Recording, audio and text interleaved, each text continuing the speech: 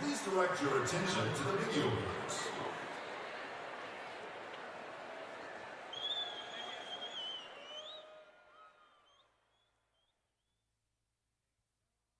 Class of 2024, welcome to our first official in-person graduation ceremony. We've come a long way since our unique first year. In the beginning, we didn't get the typical college experience.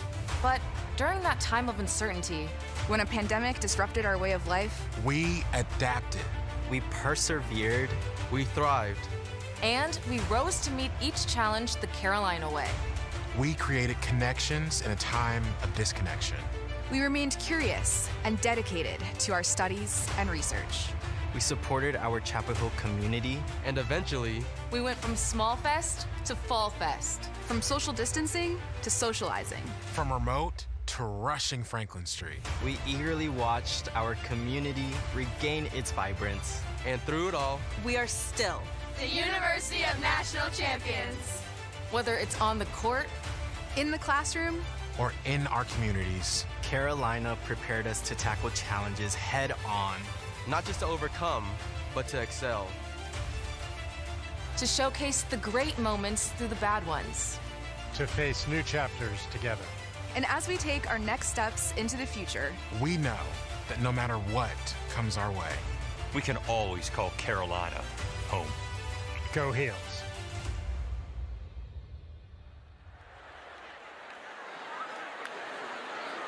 Ladies and gentlemen, please welcome Interim Chancellor Lee Roberts and distinguished members of the platform party and faculty led by Faculty Marshal Jay Eikert.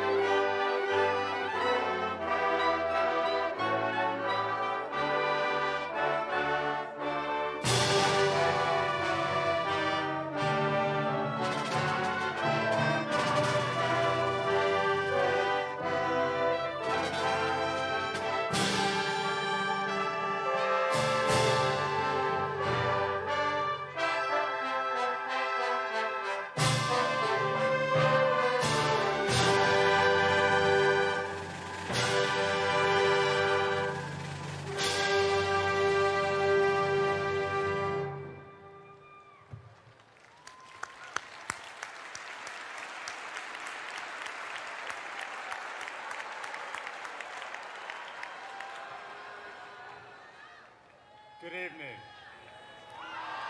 Welcome to the class of 2024 commencement exercises for the University of North Carolina at Chapel Hill.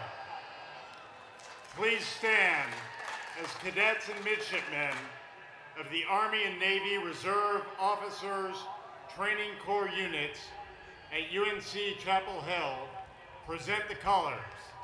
And then, let's join together in song as Isabel Rose Kosempa, a music major from Durham, North Carolina, leads us in the national anthem.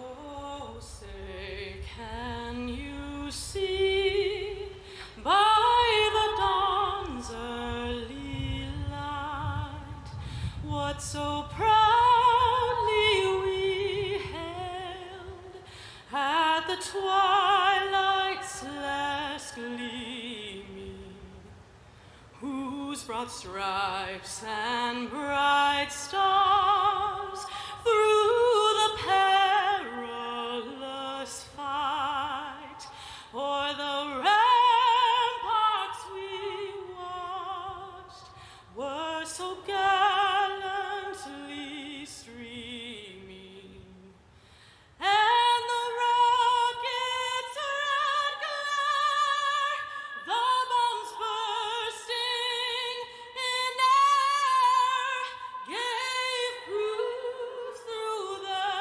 night that our flag was still there. Oh, say does that star-spangled banner yet wave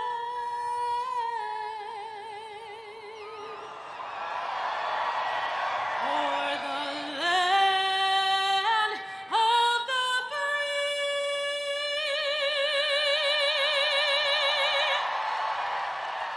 and the home of the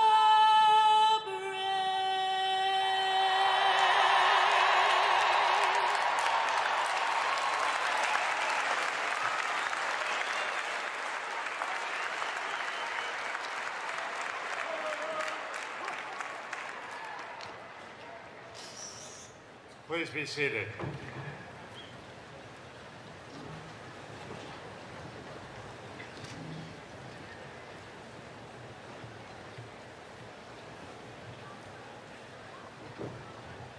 Every graduating class deserves a day of celebration and reflection, and this one more than most.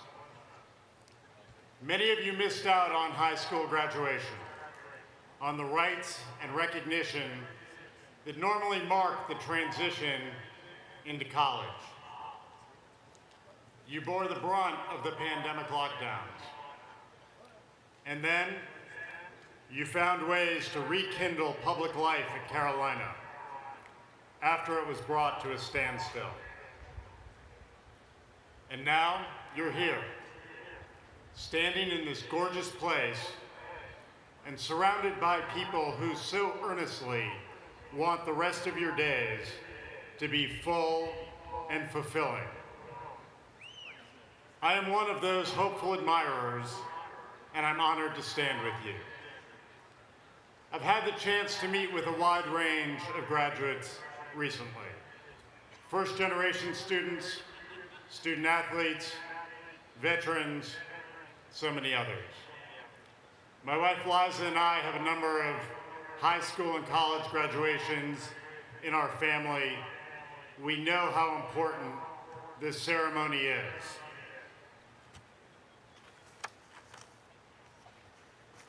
To the graduates, you've shown incredible commitment and curiosity to arrive at this point. You know, it's always tempting to think we've lived through unprecedented times, faced unprecedented challenges, seen the world change in ways that no one has experienced before. But there's confidence in knowing that generations of students have stood where you stand, faced challenges equal to yours, and thrived just as you will. That's because Carolina was born in a moment of upheaval, and it has seen plenty more since. This university was created in the early days of the American experiment, when the arguments over the foundational ideas of this nation were just getting started. Those arguments have never stopped, and that's exactly why we need this university of the people. This place where all are welcome to think, to learn, and to argue for their vision of progress. Being the university of the people is not always easy, especially when the people are not of one mind, and they never are. Being the university of the people means that we contain all that is great and all that is troubling about our society. It means that Carolina doesn't belong to you. It sure doesn't belong to me. It doesn't belong to any one person or group. This university is something we share, just as we share our remarkable state. And we hold it in trust for the generations who will come after us. Sharing doesn't come easily. I speak from some experience here as a father of three, and as a husband, and of course, as a citizen of this great and vibrant and diverse nation. But almost everything worth doing in life is the product of shared effort.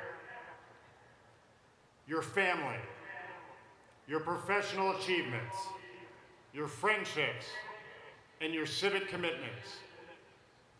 All of those good and glorious things take compromise, sacrifices, big and small, and a healthy recognition that your view of the world is but one among many. It means balancing passion and conviction with humility, grace, and respect.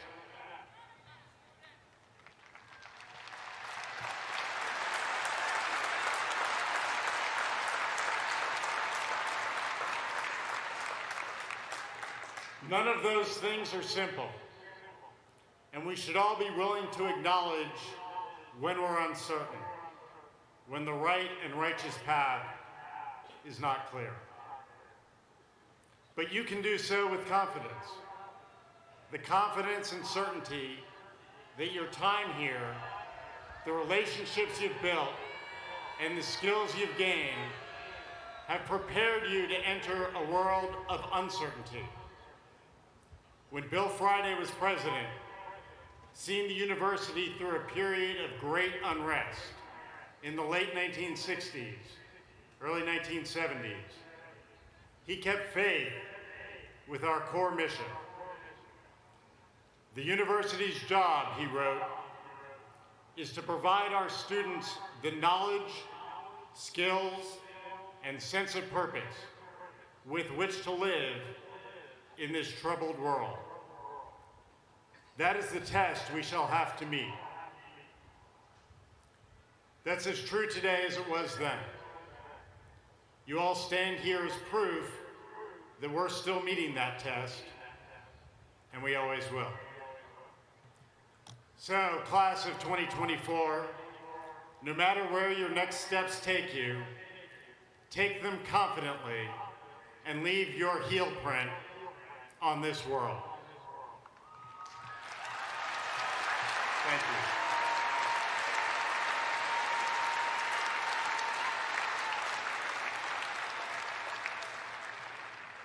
It is now my pleasure to introduce my distinguished colleagues on the platform. I will call their names, ask them to stand, and remain standing. Please hold your applause until I have recognized everyone. Chris Clemens, Provost. Amy Locklear Hertel, Executive Vice Provost and Chair of the Commencement Committee. Amy Johnson, Vice Chancellor for Student Affairs. Lauren DeGrazia, University Registrar. Jill Moore, Secretary of the Faculty. Katie Musgrove, Chair of the Employee Forum. Lauren Hawkinson, President of the Graduate and Professional Student Government. Dorothy Salenti, Clinical Professor of Maternal and Child Health. Allison Friedman, Executive Director of Carolina Performing Arts. Robert Joyce, Professor of Law and Government. Jay Ikut, Vice Dean of the School of Data Science and Faculty Marshal. Deans of the schools and college. Dean Jim White, College of Arts and Sciences. Dean Martin Brinkley, School of Law. Dean Wesley Burks, School of Medicine. Dean Fouad Abd El-Khaliq, School of Education.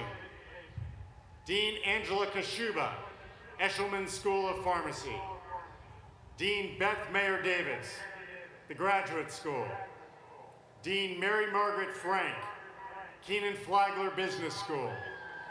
Dean Raoul Rice, Hussman School of Media and Journalism. Dean Jeffrey Bardzell, School of Information and Library Science. Dean Nancy Messonnier, Gilling School of Global Public Health. Executive Vice Dean Ed Swift, Adams School of Dentistry. Dean Valerie Howard, School of Nursing. Dean Amy Wall, School of Government. And Dean Jed Atkins, School of Civic Life and Leadership. Members of Carolina's Board of Trustees, Jim Blaine, David Bullock, Brad Briner, Rob Bryan, Perrin Jones, Vimal Kalapa, Vinay Patel, Ramsey White, Christopher Everett. Also on the stage are your senior class officers, Lauren Lovett and Phil Vo.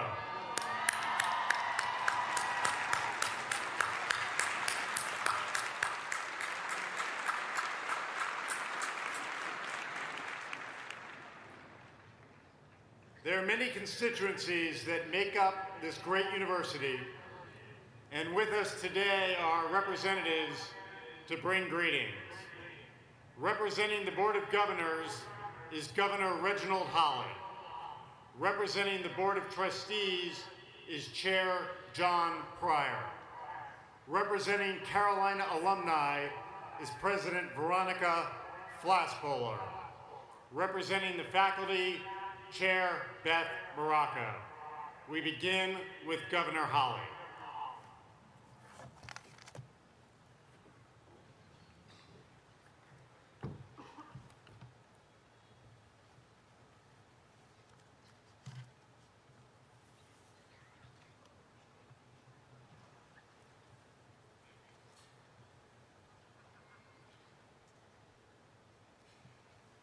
Esteemed members of the class of 24, His Excellency and the good Chancellor, Mr. Roberts, the illustrious Chair of Trustees, Mr. Pryor, and his distinguished board colleagues, celebrated commencement speaker and Carolina alumni, Ms. Cardman, and of course, this most gracious university community. Thank you for allowing me to visit you in the stead of my colleague, Governor Gene Davis, who was called away on a family matter. And I'm also privileged to share the dais with such student luminaries as Senior Class President Lovett and Student Body President Everett.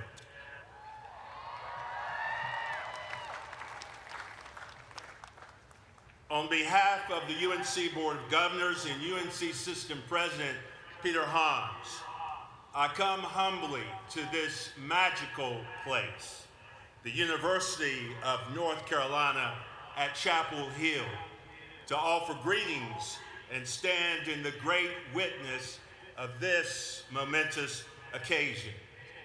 My colleagues on the Board of Governors, including our chairman, Randy Ramsey, join me in expressing how immensely proud we are of each of you. I too had the honor of graduating from this magical place.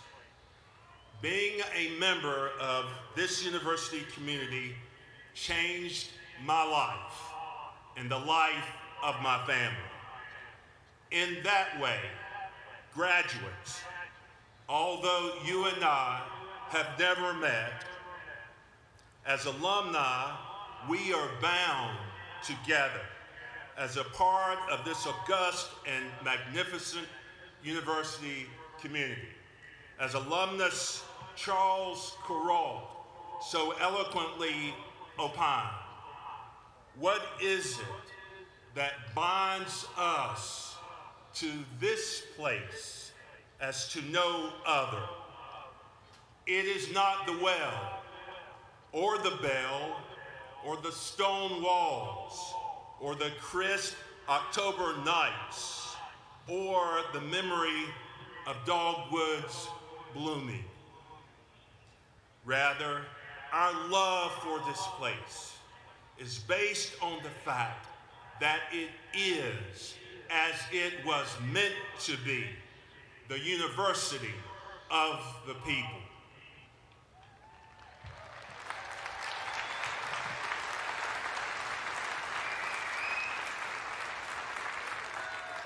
Perhaps you arrived in Chapel Hill from rural North Carolina, or some hamlet in the state, or one of North Carolina's thriving cities, or perhaps you arrived from New York City, or from a distant land.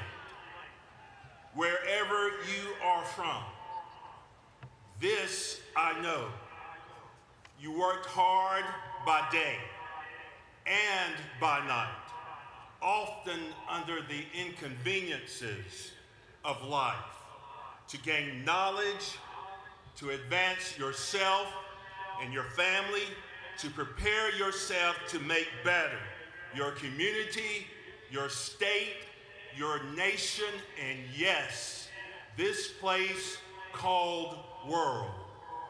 That's what binds us together. That's what it means to be a part of the university of the people. We honor you today, the dedicated scholars in the class of 24 who have reached this momentous milestone in their academic journeys.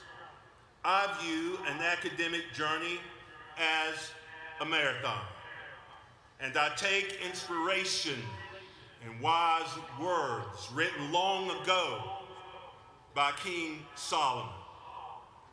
The race is not given to the swift or to the strong, but to the one who endureth until the end. Graduates, you have endured until the end. You have finished the race, and today we celebrate this tremendous accomplishment. We find in life that as one race ends, another begins, which is why I believe it is essential that we pause to celebrate the completion of each race along the way. That there is ceremony and ritual that transitions us from one race to another, from one place to another. I encourage you to rightfully rejoice in the ritual and ceremony of this moment, for you have earned it. And you and those who have labored with you all along the way, deserve this moment to remember always. I'm truly honored and incredibly proud to be with you for this ritual, for this ceremony, for this celebration. I celebrate the rich history of this magical university. I celebrate the many accomplishments of this extraordinary community. And most of all, I celebrate each of you, the graduating class of 24. Congratulations, fellow Tar Heels.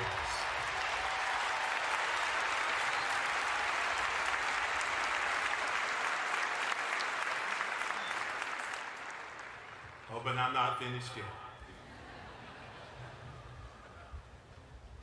You know, as we celebrate commencement, it's important to recognize the contributions of the world-renowned faculty here at Carolina. It is my privilege today to present this year's Board of Governors Award for Excellence in Teaching. This award was established by the Board of Governors in 1994 and is presented annually to a faculty from each UNC system campus. This year's recipient from UNC-Chapel Hill is Dr. Florence Dorr, and I want you to know that this lady is bad to the bone.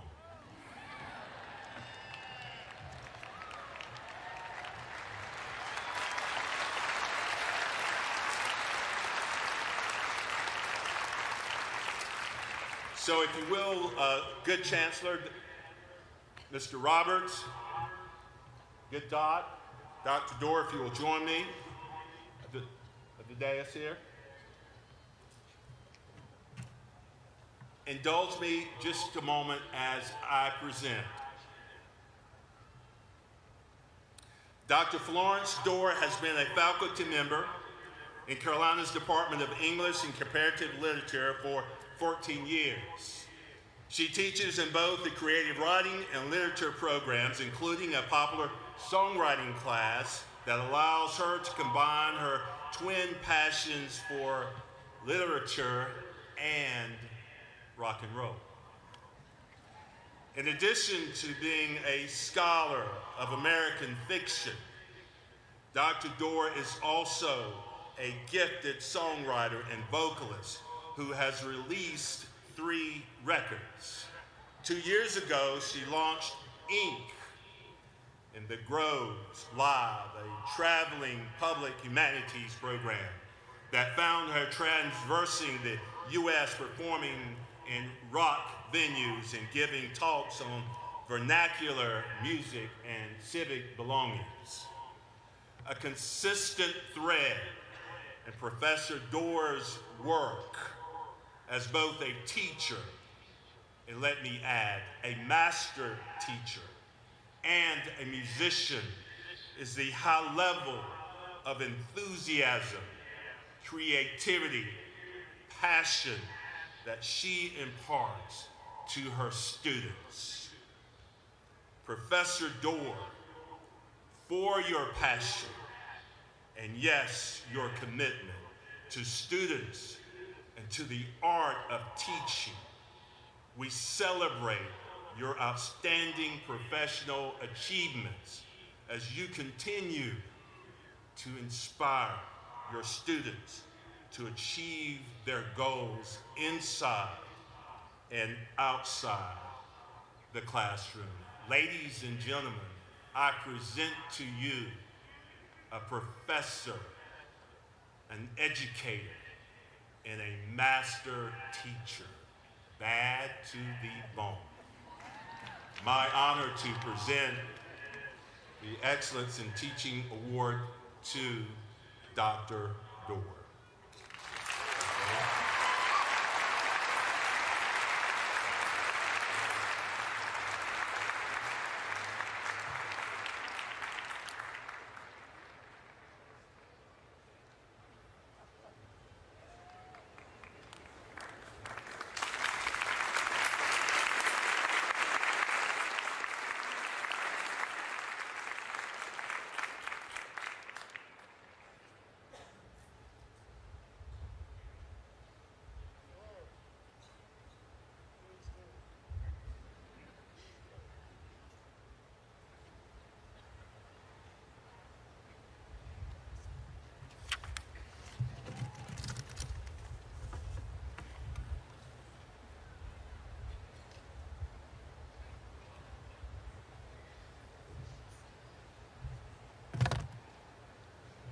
Thank you so much, Governor Holly. And on behalf of the Board of Trustees, I want to welcome everyone here to the #1 public university in the world, North Carolina.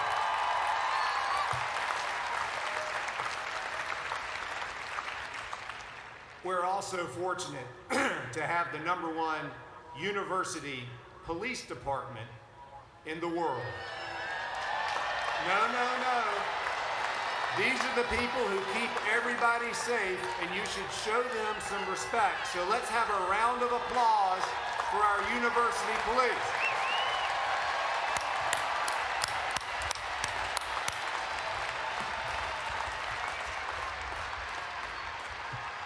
And anybody that has spent time, even just a few minutes earlier today, walking around our campus, you know well, we have the #1 most beautiful campus of any school in the world.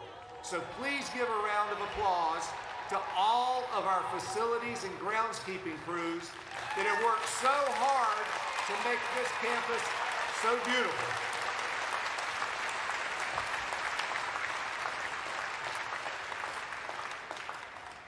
And I want to congratulate all of you on your remarkable accomplishment.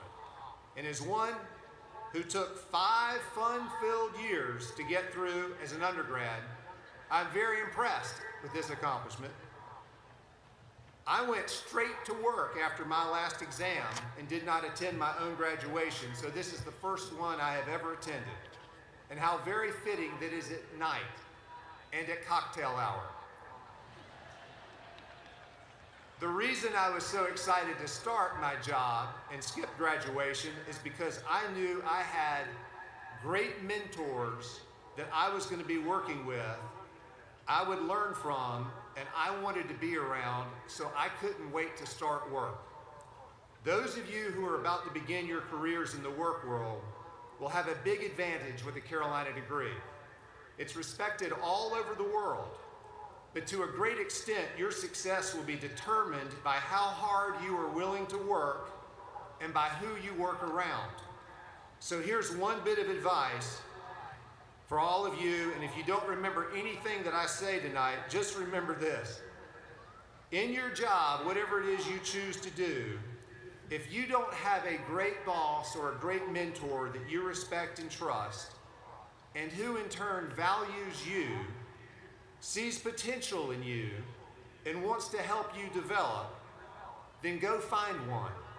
Don't hesitate to do it, because it will very likely change your life. I wish you all the great success and happiness in the future. Congratulations, and go Heels.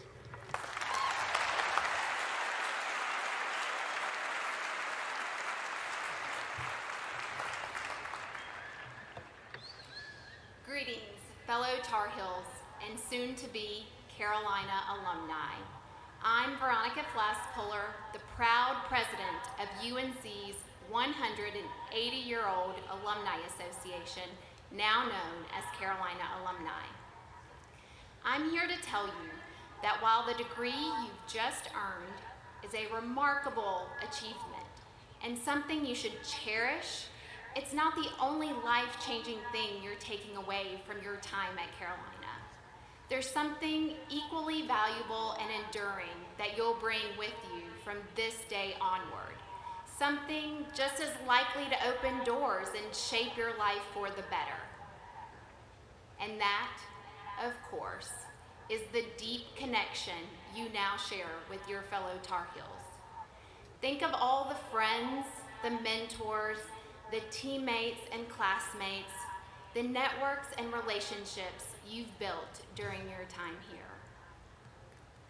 Those late nights of studying mattered a lot, but so too did those late nights of talking, dancing, flirting, arguing, and getting to know the people going on this ride with you. All of those people, the ones you see here today, and the hundreds of thousands more who stood right where you're standing right now, are part of a remarkable community of Tar Heels. They all share a love of this place, a respect for their fellow graduates, and an eagerness to do right by the students who will follow in their path. The more you strengthen those bonds of friendship with your fellow Tar Heels, the more you embrace your lifelong ties to this place and all those who love it, the richer your life will be. That's certainly been true for me. Carolina opened its arms to me, an immigrant to this country, a first-generation college student. It gave me a great education, a promising career, and now a chance to come back and do my dream job. I couldn't be more grateful. But Carolina is also where I met my husband. It's where I formed some of the deepest and most meaningful relationships of my life.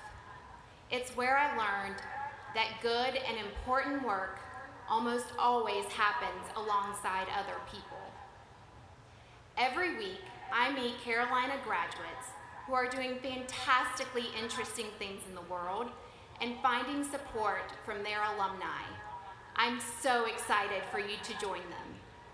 Congratulations, Carolina students, and welcome, Carolina alumni.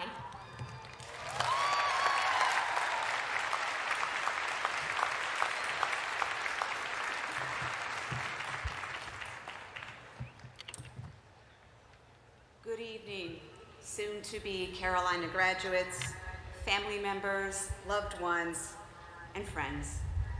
Interim Chancellor Roberts, Provost Clemens, colleagues, and esteemed guest. I'm Beth Morocco, a faculty member at the Gilling School of Global Public Health and the chair of the faculty. And on behalf of the over 4,000 members of the UNC-Chapel Hill faculty, I bring you greetings and hearty congratulations. The class of 2024 is no typical cohort. For many of you, your senior year of high school was cut short, and those usual rites of passage like prom and graduation were altered. During your time here at Carolina, you've also faced extraordinary challenges.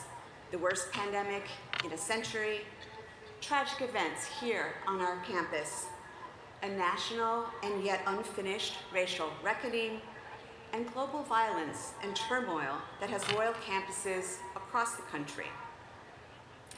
In the face of these challenges, you have demonstrated resiliency, courage, adaptability, and grace. As faculty, we have journeyed alongside you as your teachers, your mentors, your supervisors, and team members, and we have borne witness to the hard work that has brought you to this day, and the tenacity that has gotten you where you are. We know that you will use those critical thinking skills that you honed here to address the pressing issues of the day and to shape the world in ways that we can only imagine. You inspire us. We believe in you, and we are so proud of you. Of course, in addition to these challenges, there are also the priceless memories that you've made and the relationships that you've developed in our beloved campus community. I encourage you to hold fast to them. Stay connected to Carolina and to your fellow alumni. Just about anywhere in the world that you go, you will run into a fellow Tar Heel, and you will immediately have a shared language. You will always be connected to this place and the people here, as well as Tar Heels past, present, and future. And finally, because it is commencement, and you've already gotten a lot of advice and inspirational quotes and admonishments to ignite your passions, follow your dreams, change the world, and you really should do all of those things. I ask that you also consider practicing radical empathy. Developed by McGill University political science professor Terry Gibbons, radical empathy expands the conventional definition of empathy, or understanding another person's point of view, or being able to walk in someone else's shoes. And it also requires a willingness to be vulnerable, become grounded in who you are, open yourself to others' experiences, practice empathy, and here's the radical part: using empathy for taking action, creating change, and building trust. So many of the challenges that are facing us today would benefit from us approaching them with radical empathy. I trust that during your time here at Carolina, working with us, the faculty, that we have helped equip you with the tools for practicing radical empathy, and I urge you to use them. Thank you.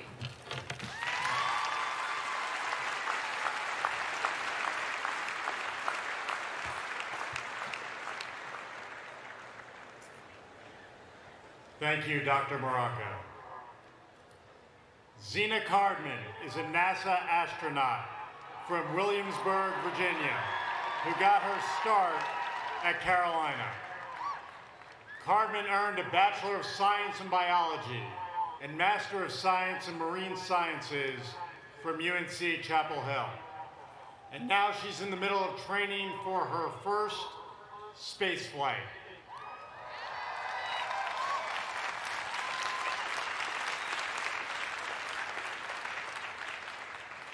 Cardman was selected as a NASA astronaut in 2017. Since completing her initial training, she has supported real-time station operations and development for lunar surface exploration.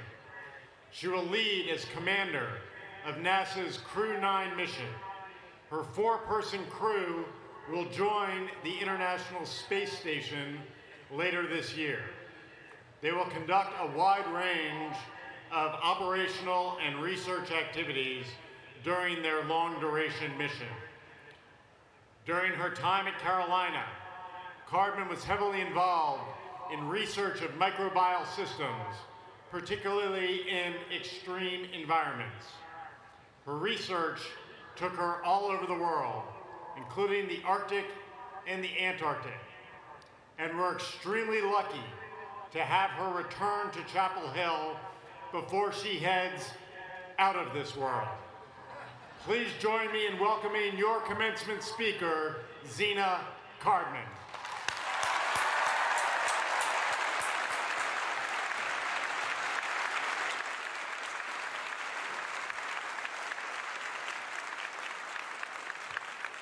Carolina, my goodness, it is so good to be home. This is incredible to see you here. This may also be the first time I will leave Keenan Stadium without a sunburn. I am so humbled to stand in front of this many Tar Heels, especially a class that has shown resilience, grit, and a deep sense of service and moral conviction to match your academic brilliance. You made it through a pandemic, lockdowns, tragedy, and upheaval, and you still work together in advocacy for greater causes and for those who do not have a voice. You have made injustice your enemy. You lift each other up. That is a Carolina legacy I am honored to be part of.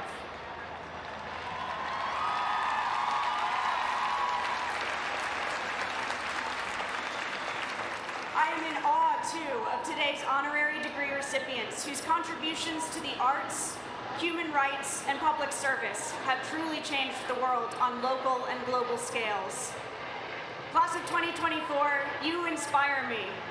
To the entire class, to your families, friends, chosen families, and all who support you, this day is yours. If you're at all like I was at my college graduation, you are proud, you are full of hope, you are also exhausted and a bit scared. For all the opportunity that lies ahead, new beginnings always come with a great deal of uncertainty. Either way, what's probably really on your mind in this moment is that standing between you and a proper celebration is this commencement address. In August, my crew and I will climb atop a 200-foot tall rocket filled with 1 million pounds of fuel and oxidizer. In about 75 seconds after liftoff, that rocket will be 10 kilometers that way, passing through maximum dynamic pressure, becoming supersonic. In less than 10 minutes, we'll be in orbit, traveling 5 miles per second, chasing down a space station where we will live and work for 6 months. So, with that context, I have to tell you, truthfully, that giving this speech is the most terrifying thing I will do this year.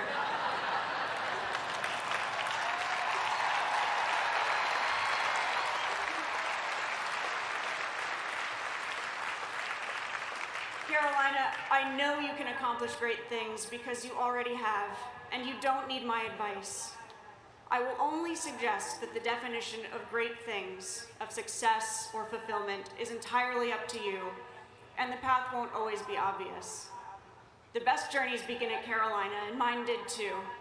I was drawn to studying biology, which I didn't exactly see as a clear path to NASA, but it was the only subject I knew I loved.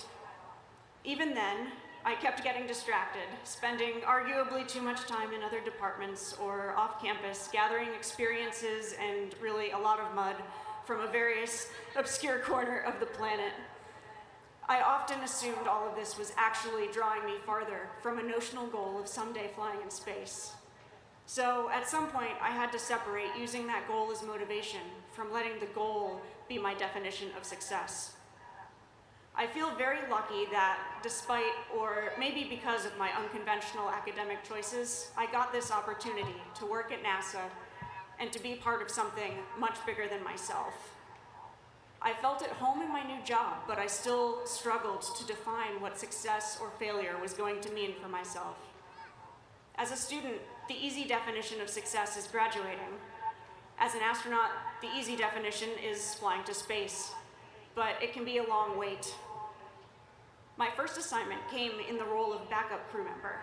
The prime crew included my classmate, and my mission was to get all the training she got so that if something happened, I could take her place.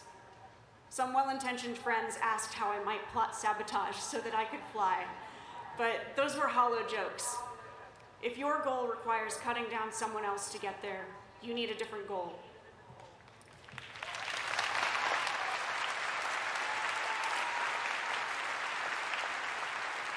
The real gift of this assignment as a backup was the chance to redefine success on my own terms, and it didn't need to rely on me launching.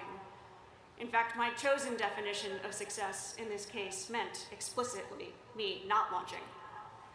In this supporting role, I found a greater sense of purpose than I had in any other role. Her launch is still my favorite launch I've ever seen. I did eventually get my own flight assignment. I'll be flying as the commander of Crew 9, though many voices, including my own,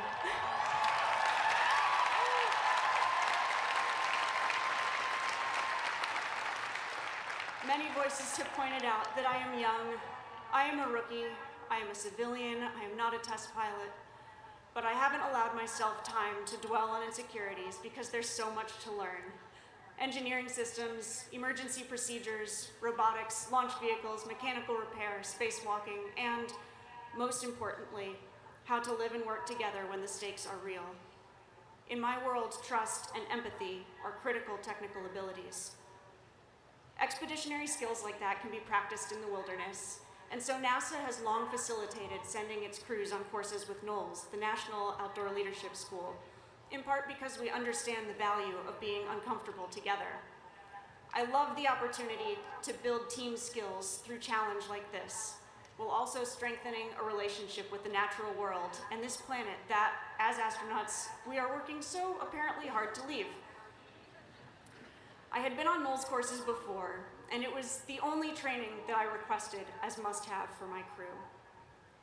The first NOLS trip I ever went on was with my classmates as new astronauts. We went to the Canyonlands in Utah, where huge sculptural cliffs make the place look an awful lot like the surface of Mars, except for the juniper and the scorpions. It's a tough environment for heavy backpacking, and it did not take long for a third of us to rip holes in the seats of our pants. The days were full of stories and laughter, and also blisters and low morale. Water is not abundant without hiking or rappelling down into the canyons, and so we mostly scooped rainwater from shallow, silty puddles in the slick rock, using the lids of our water bottles as ladles.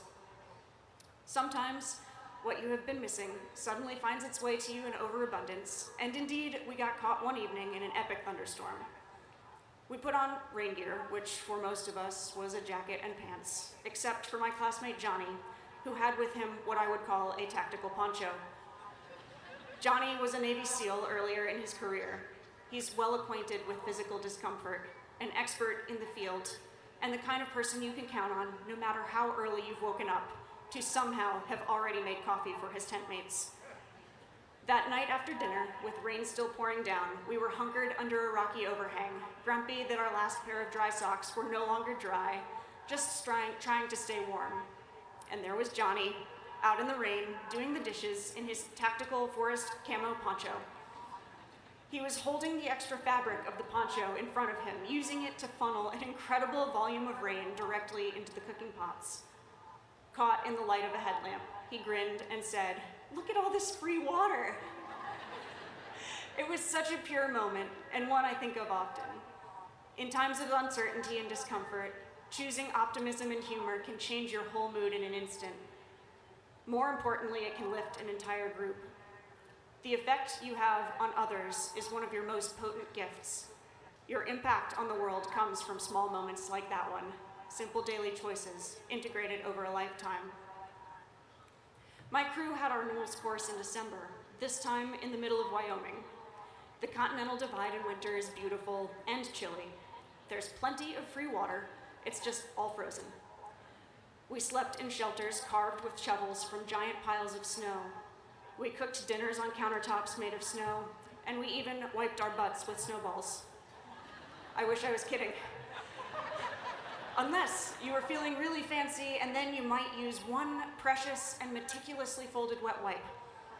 If you're smarter than I am, you sleep with your little pack of wet wipes inside your sleeping bag, because wiping your butt with a frozen solid wet wipe, I assure you, is actually way less comfortable than just using the snowball.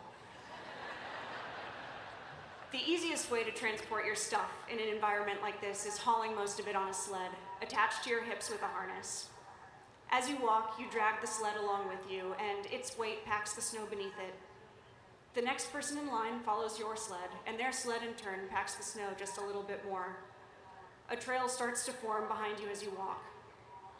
Physically, the hardest job is up front, so we took turns breaking trail. Sometimes the ground was flat, and I could go for a long time at the front of the line. Sometimes the terrain was steep, and I could barely manage breaking trail for one hill. The real work happened at night around the campfire, when we could set down the sleds and enjoy the luxury of time to share stories and get to truly know our teammates. In this setting, breaking trail is the choice to open up to each other, to address conflict, misunderstandings, or insecurities, to share praise, to ask questions, and to listen. One person's vulnerability inspired the next person to share theirs. We learned what our teammates were really carrying in their sleds, the heavy intangibles besides food and sleeping bags. And to have our stories really heard by the team began to lighten our load day by day. I would love to tell you that we climbed a mountain in this manner, that there was some tremendous physical allegory for us to overcome, and through teamwork and determination, we managed to reach the summit. But that's not what happened. After what felt like many days of enormous effort, we checked the map and began to realize we'd barely gone a few miles. When we reemerged from the woods, the spot where we'd been dropped off wasn't even out of view around the curve of a nondescript road.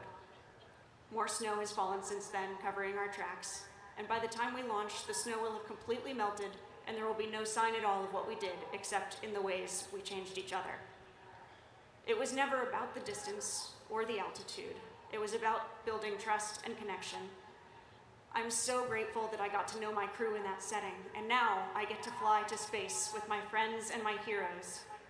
We have the privilege of taking on something hard together, but it's going to be easy because my crew are as selfless, humble, and supportive as they are technically capable.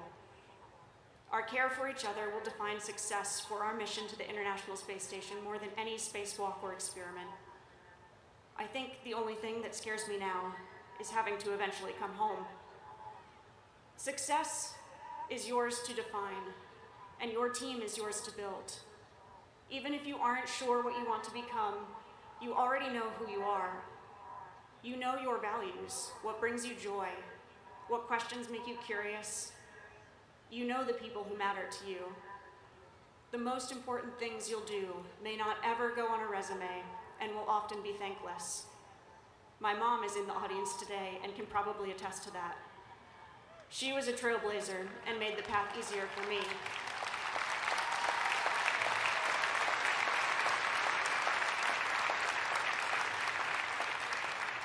You all have so much possibility ahead, a huge field of untouched snow and unlimited paths to take. If you want to be a trailblazer, just start walking. You don't actually have to know where you're going if you know who you're doing it for. And the most transformative journeys often don't take you very far at all. There will be some flat terrain, some steep terrain, and an unknown number of icy streams to cross. You've probably already learned that some people carry more than they're able to in their sleds. Some carry less than they should. Your own sled will get stuck sometimes. Other days it will feel light. You are not alone. You will need help, and you will give help. You will take turns leading and following. You are already experts at navigating unexpected topographies that were not even on the map, and your work will make the trail easier for many who come after you. Class of 2024, I am so proud of you. Part of your story will always be here, and I cannot wait to see where the journey takes you. Thank you for sharing this day with me. Congratulations, and go Heels.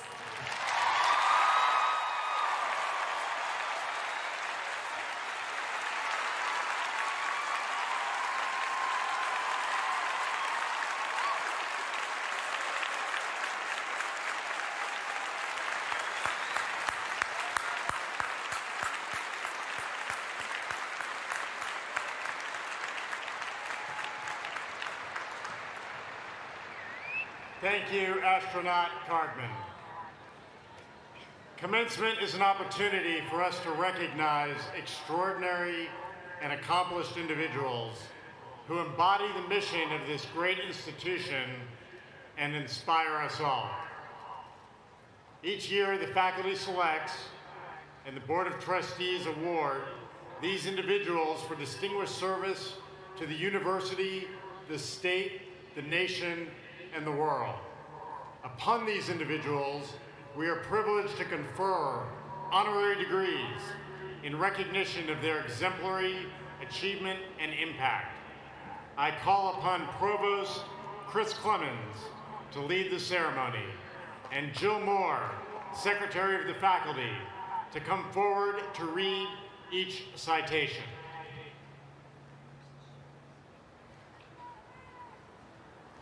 Interim Chancellor Roberts, I have the honor to present Michelle Dorrance, who has been recommended by the faculty and approved by the Board of Trustees for the degree of Doctor of Arts.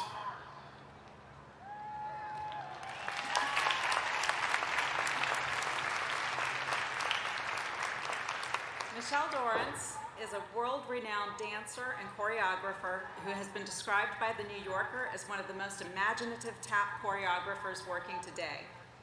Dorrance has said that to be a professional tap dancer is to be a historian.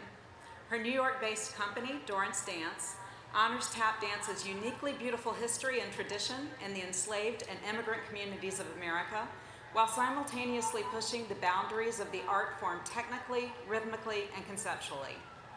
Dorrance is a native of Chapel Hill, and she's an alumna of the North Carolina Youth Tap Ensemble, and she's maintained her strong local connections, including here at UNC, where her company has been featured in multiple Carolina Performing Arts seasons, and she's also performed and lectured for our students. Dorrance's many awards and honors include the MacArthur Foundation's Genius Grant, the New York Dance and Performance Award, also known as the Bessie, and the Jacobs Pillow Dance Award. For outstanding accomplishment in dance and choreography, the University of North Carolina at Chapel Hill is pleased to confer upon Michelle Chantal Dorrance the degree of Doctor of Arts, honoris causa.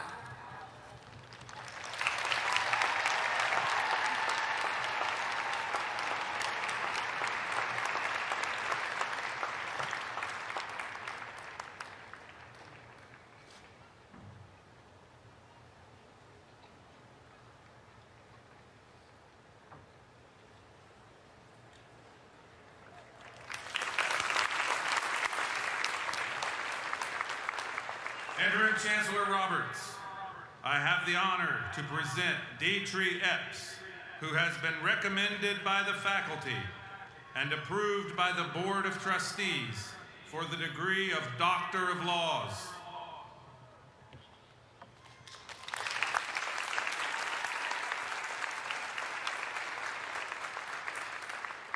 Dietrich Epps is a champion of pursuing equity and community well-being through education and technical assistance for health, human services, and education leaders. She is a founder and CEO of Race for Equity, a Durham-based organization that helps nonprofits, government agencies, and other groups strengthen their leadership capacity and cultural responsiveness. A graduate of Howard University and Coppin State University, Epps began her career as a co-founder, director, and assistant dean for education for Vision Christian Academy and Child Development Center in Baltimore. She went on to become a dynamic and culturally responsive leader whose work spans the globe. She has facilitated cross-cultural conversations and provided capacity building for numerous public and private entities. Her current work focuses on promoting well-being by addressing the social determinants of health, including structural racism. She often partners with faculty and students at the Gilling School of Global Public Health to advance equitable, culturally competent strategies to improve long-term health.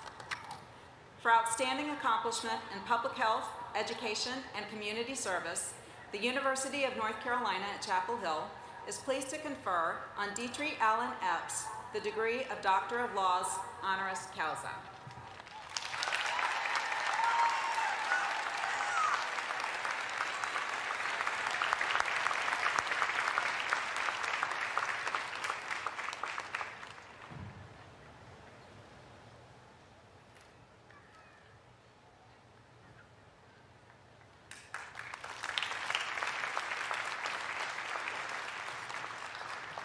Interim Chancellor Roberts, I have the honor to present Howard Lee, who has been recommended by the faculty and approved by the Board of Trustees for the degree of Doctor of Laws.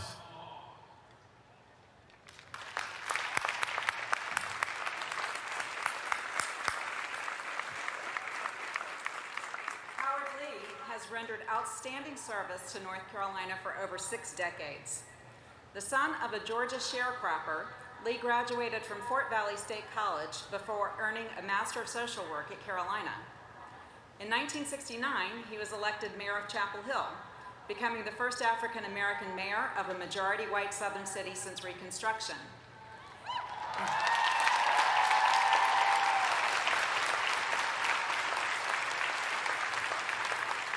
In 1977, he became State Secretary of Natural Resources and Community Development.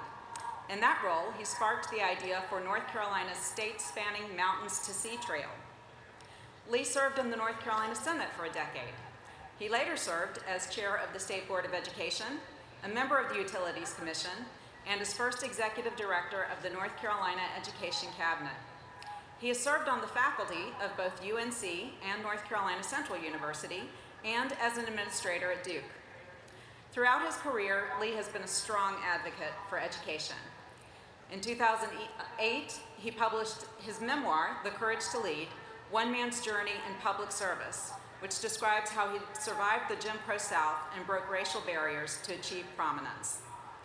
For outstanding accomplishment in public service, the University of North Carolina at Chapel Hill is pleased to confer on Howard N. Lee the degree of Doctor of Laws, honoris causa.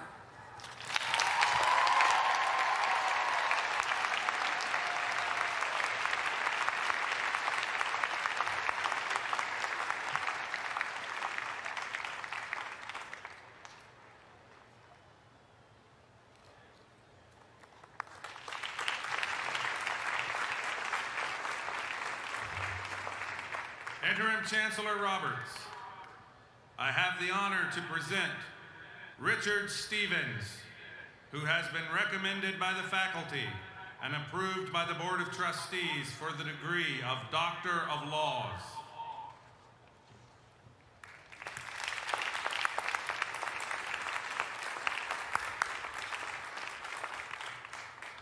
Richard Stevens is an attorney, a distinguished public servant, and a triple alumnus of UNC-Chapel Hill.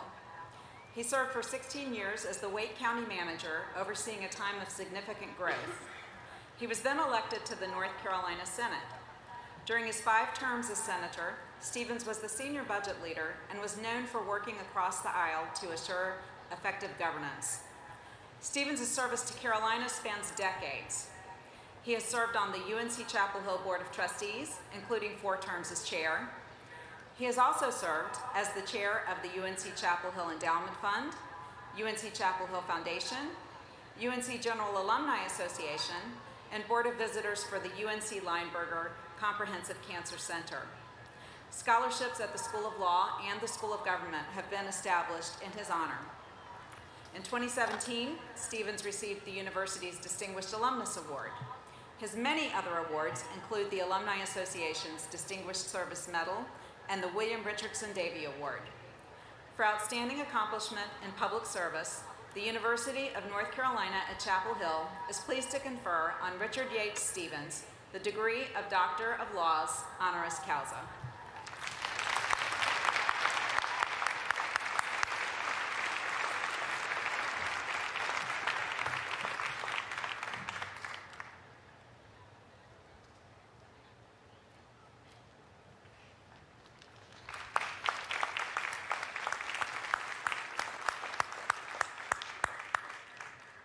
Will all honorary degree recipients rise?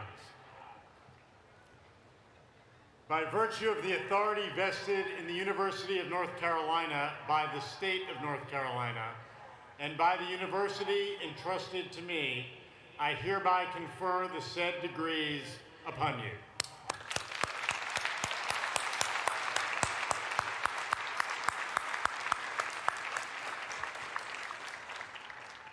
I now call upon Provost Clemens to lead the official conferral of degrees.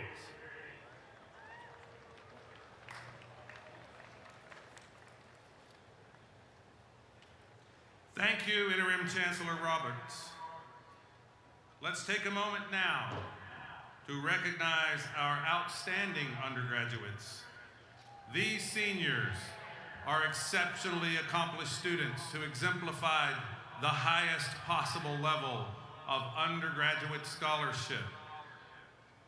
Will the candidates of baccalaureate degrees with highest honors please rise and remain standing?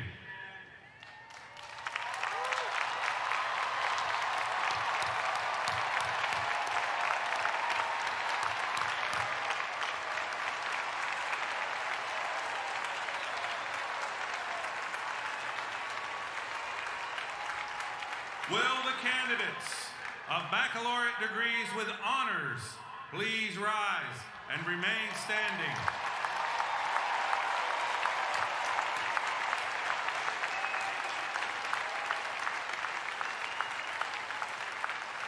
Congratulations to each of you on this outstanding academic achievement. You may be seated.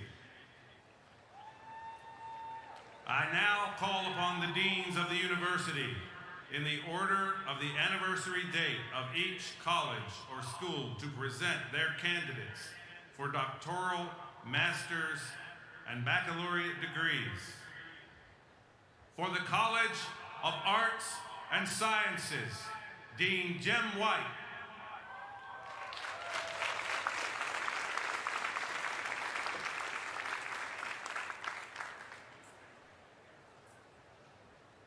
Chancellor Roberts, I am pleased to present to you recipients of degrees in the College of Arts and Sciences. Will these outstanding graduates please rise?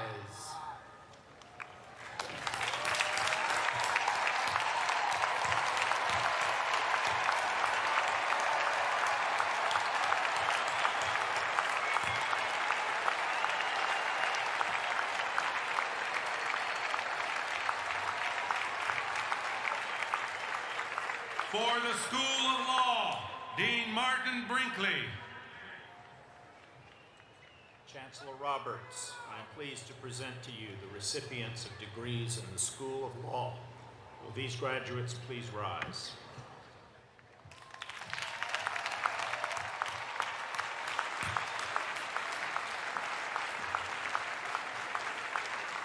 For the School of Medicine, Dean Wesley Burks. Chancellor Roberts, I am pleased to present to you the recipients of degrees in the School of Medicine. Will these graduates please rise?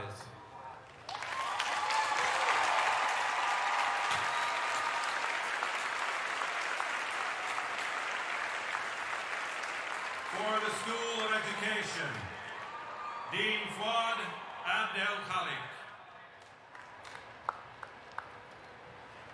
Chancellor Roberts, I'm pleased to present to you the recipients of degrees in the School of Education. Will these graduates please rise?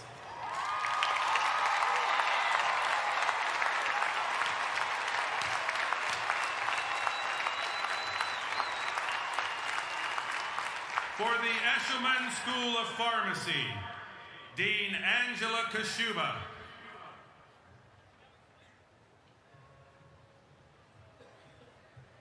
Chancellor Roberts, I am pleased to present to you the recipients of degrees in the Eshelman School of Pharmacy. Will these graduates of the #1 pharmacy school in the nation please rise?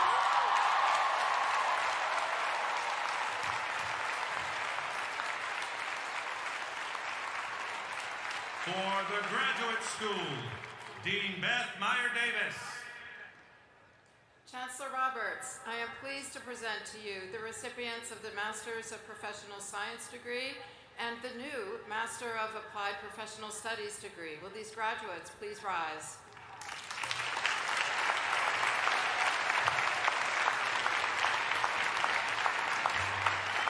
For the Keenan Flagler Business School, Dean Mary Margaret Frank.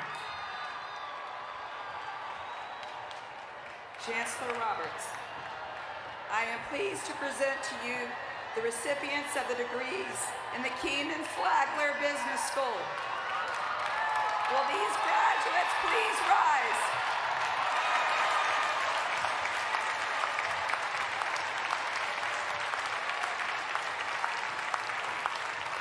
For the School of Social Work, Dean Ramona Denby Brinson.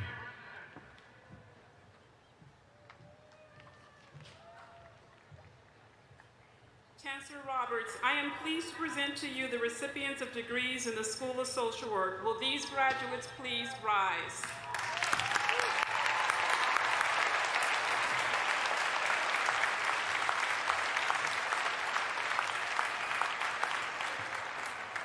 For the Husband School of Journalism and Media, Dean Raul Rice could not be with us, so I will present the class.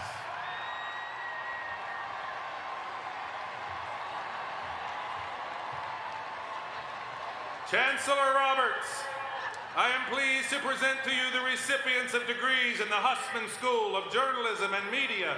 Will these candidates please rise?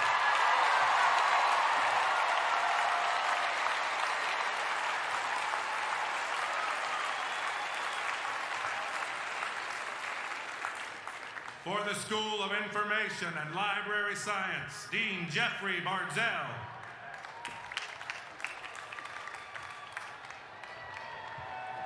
Chancellor Roberts, I am pleased to present to you the recipients of degrees in the School of Information and Library Science. Will these graduates please rise?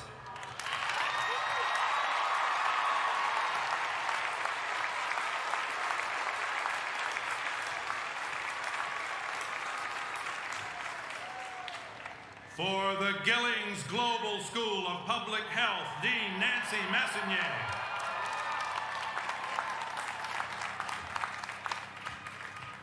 Chancellor Roberts, I am pleased to present to you the recipients of degrees in the Gillings Global School of Public Health, the #1 School of Public Health in the United States. Will these graduates please rise?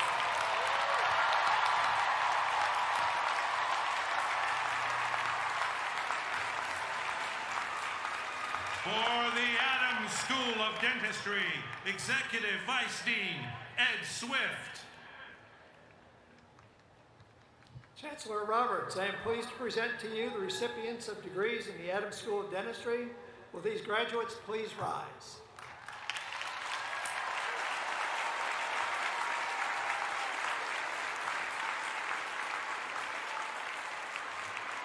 For the School of Nursing, Dean Valerie Howard.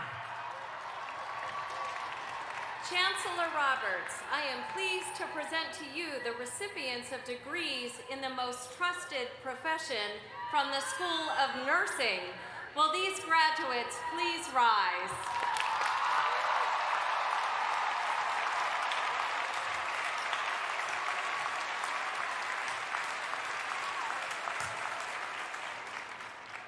For the School of Government, Dean Amy Wall. Chancellor Roberts, I am pleased to present to you the recipients of degrees in the School of Government. Will these new public service leaders please rise?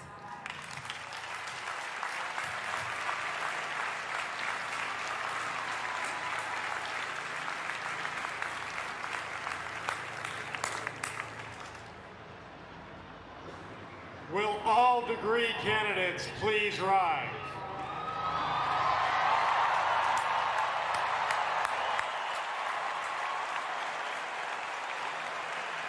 By virtue of the authority vested in the University of North Carolina, by the state of North Carolina, and by the university entrusted to me, I hereby confer upon you the degree for which the faculty has certified you, together with all of the rights and privileges thereunto pertaining, and we offer our warmest congratulations.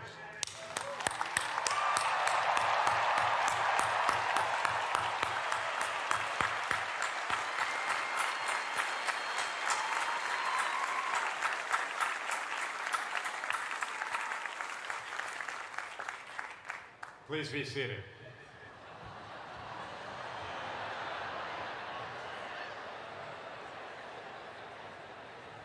Congratulations, graduates.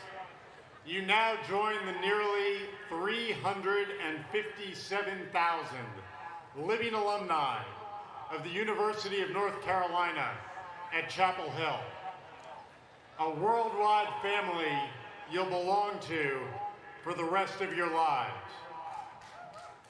Before you turn those tassels and toss those caps, I'd ask you to do one more thing. Look around you. Look at your classmates next to you, your friends and family in the stands, your faculty here in front, and our university leaders here on the platform. We all want you to succeed, to dream big, and to change the world. There will be challenges, and you will face adversity in the years ahead. But know that the Tar Heel community will be here for you to pick you up and encourage you and remind you who you are. And we will be here to celebrate your successes.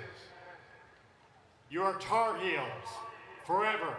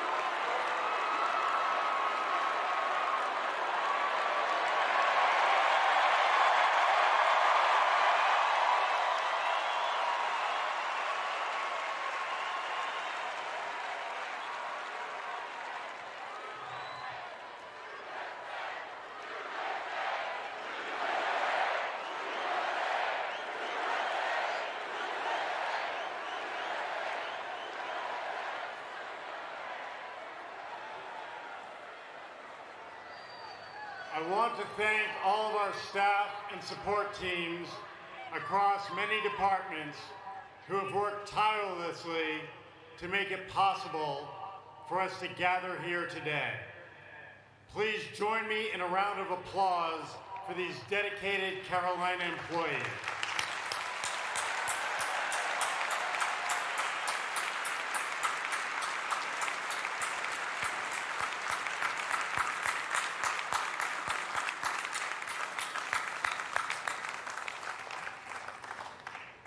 I now invite Lauren Lovett, President of the senior class, to say a few words on behalf of the class of 2024.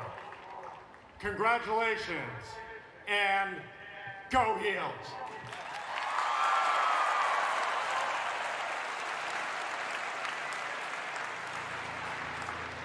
Hello, class of 2024. We did it! To those graduating and the family and friends joining us today, I just want to say how proud I am to be a part of the class of 24. Proud of everyone I have and haven't met. Our college experience has been out of the ordinary. We are the COVID class, and despite a pandemic and several other hardships throughout our years, we've made it. This day is exciting, nerve-wracking, and also a little scary. It's taken us 4 years to get here, but doesn't it also just feel like we were moving on campus for the first time? And now here we are in our caps and gowns at what is, for many of us, our first actual graduation ceremony. Whether you've got your future planned or you still don't know what you're doing after graduation, I want you to remember the future is in your hands. You have the tools, the experience, the education to do whatever it is you set your mind to. Don't get caught up in the what-ifs. Don't be scared to go after what you want. And know that even though many of us are going to different places, you will always have the friends you made here and the support of so many other Tar Heels, past, present, and future. This class is the one that will make the change we want to see in our communities, in society. We are the future. That might be a lot of pressure, but just like everything else we've been through, we will step up to the challenge and succeed. So congratulations. Our time here might be ending, but we are and forever will be Tar Heels. Go Heels!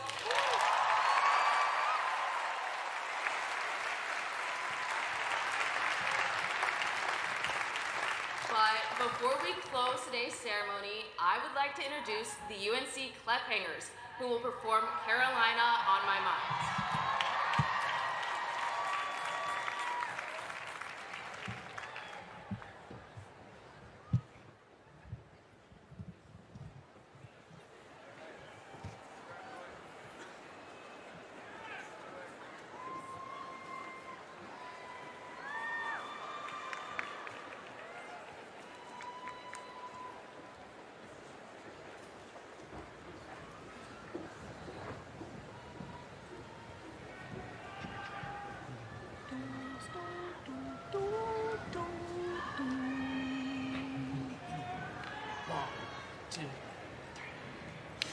Can't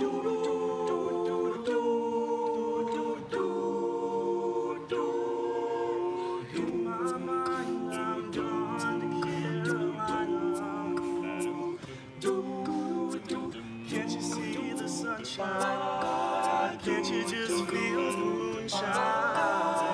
It's just like a friend of mine to hit me from behind. Yes, I'm gone to Carolina, my Karen, she's a silver sun. You best walk away and watch her shine. Watch her, watch the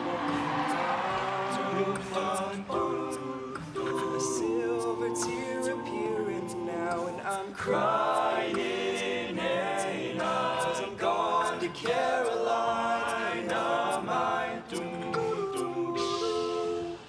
Ain't no doubt in no one's mind that love's the finest thing around. She whispered something soft and kind.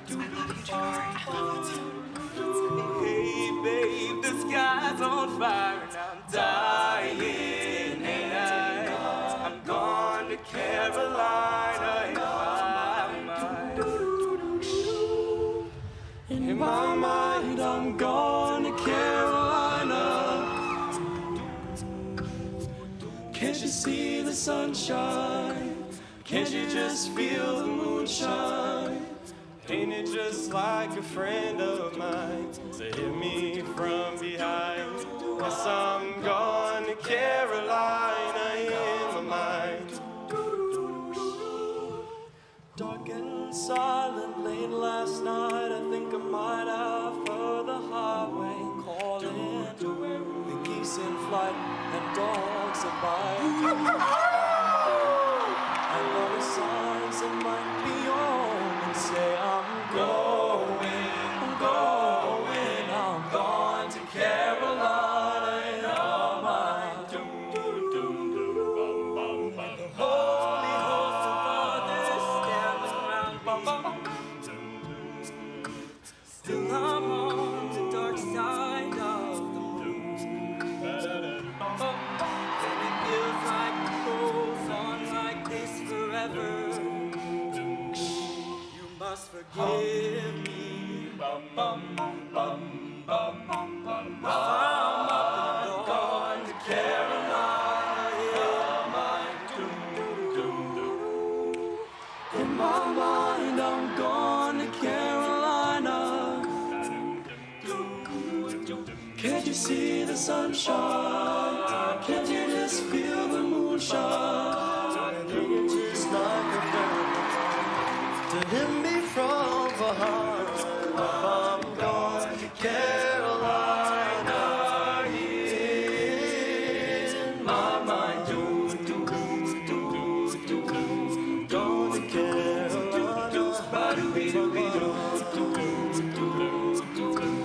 Gone to Carolina.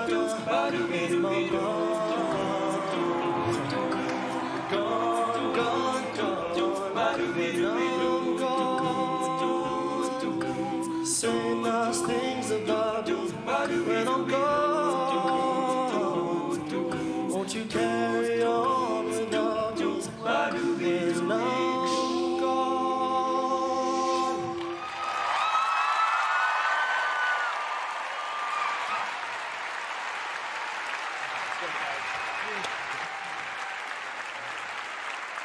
Please direct your attention to the video boards. We did it, Tar Heels. As Vice President of the Class of 2024, I am privileged to lead you in moving your tassels from right to left, and then we will lead you in the cap toss, officially signifying our status.